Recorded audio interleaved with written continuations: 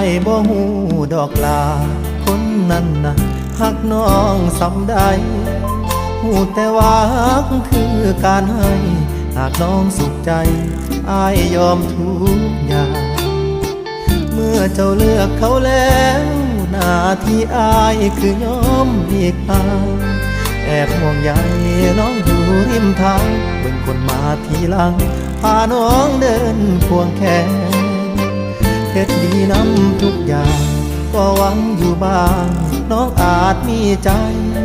แต่แล้วได้เป็นแค่เพียงพี่ชายน้องก็ให้อายใช้คำว่าแฟนเห็นน้องสุขกับเขาปานตกยอดพาวใส่โพนดินแก่นแต่หากเจ้าเกินสิเครียดสิแค้นได้แต่ตอบแทนน้องด้วยคำว่าดีใจน้ำน้องลาด้วยน้ำตาอีกแบบหนึ่งคือหวังดีที่อยากส่งถึงจากใจดวงหนึ่งที่น้องเมินค่าบ่ได้เฮ็ดบุญร่วมชาติบ่ได้ตักบาตรร่วมขันกันมาเลยได้เว้าแค่เพียงคำว่ามีสุขเด้อลามันยืนกับเขาหากบ่เห็นอายจากวันนี้ไปบ่ต้องกังวลอายขอพาน้ำตาที่ล้นไปหามองลนย้ำคิดถึงเจ้าเป็นน้ำตาที่มีความยินดีมากกว่าความเศร้าหากมือใดลงเอยกับเขาโทรมาบอกข่าวให้อายหูแน่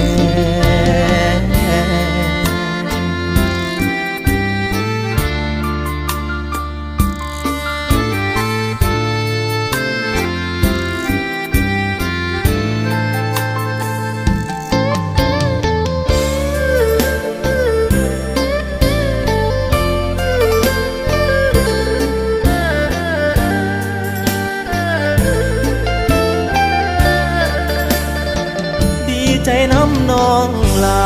ด้วยน้ำตาอีกแบบหนึ่งคือหวังดีที่อยากส่งถึงจากใจดวงหนึ่งที่น้องเมินค่าบ่ได้เฮ็ดบุญร่วมชาติบ่ได้ตักบาตรร่วมขันกันมาเลยได้เว้าแค่เพียงคำว่ามีสุขเด้อลามันยืนกับเขาหากบ่เห็นอายจากวันนี้ไปบ่ต้องกังวลอายขอพาน้ำตาที่ล้นไปหามองลนย้ำคิดถึงเจ้าเป็นน้ำตาที่มีความยินดีมากกว่าความเศร้าหากมือใดลงเอยกับเขาโทรมาบอกข่าวให้อายโอ้แน่